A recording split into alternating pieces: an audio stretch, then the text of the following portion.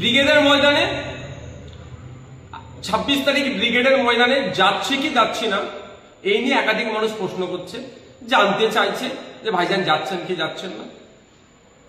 অবশ্যই আমি মনে করি এটা ক্লিয়ার করা একটু দরকার আছে।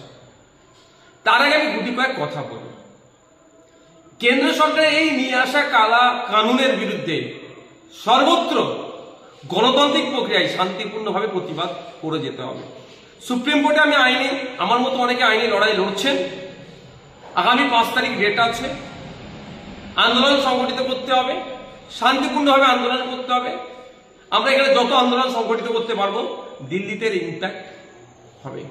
আর আমাদের আন্দোলনে যদি হিংসা, আমাদের আন্দোলনে ঢুকে যদি হিংসা ছড়িয়ে দেয় তাহলে কিন্তু এর ব্যাড ইফেক্টও দিল্লিতে পড়তে পারে। সুতরাং আমরা যারা আন্দোলন যেখানে যেমন ভাবে করছি আমাদের আন্দোলনটা যেন গঠনমূলক হয়, শান্তিপূর্ণ হয়, ধর্মনিরপেক্ষ হয়, গণতান্ত্রিক প্রক্রিয়াতে হয়।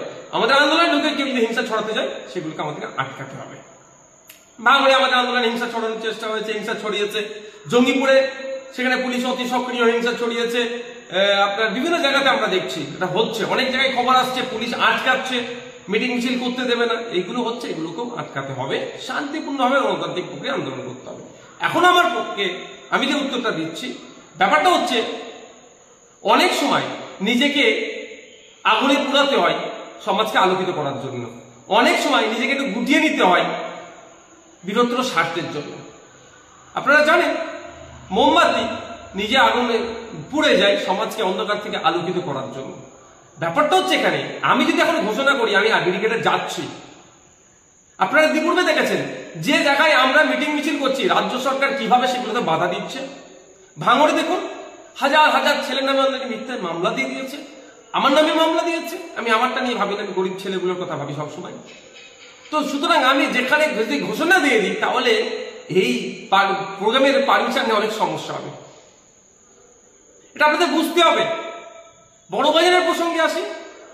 বড় বাজার যে ক্ষোভের কথাটা বলেছেন, একজন দায়িত্বশীল লিডার হিসাবে তার কর্মী অপরাধীদের উপর অত্যাচার হচ্ছে, যে প্রসঙ্গতে তিনি আমাদের মিটিং মিছিল হচ্ছিল সেটা তো সবাই করছে, সেইভাবে রেডে করে উঠে সরকারকে প্রশ্ন করেনি, সেটা তিনি ক্ষোভের কথা বলেছেন।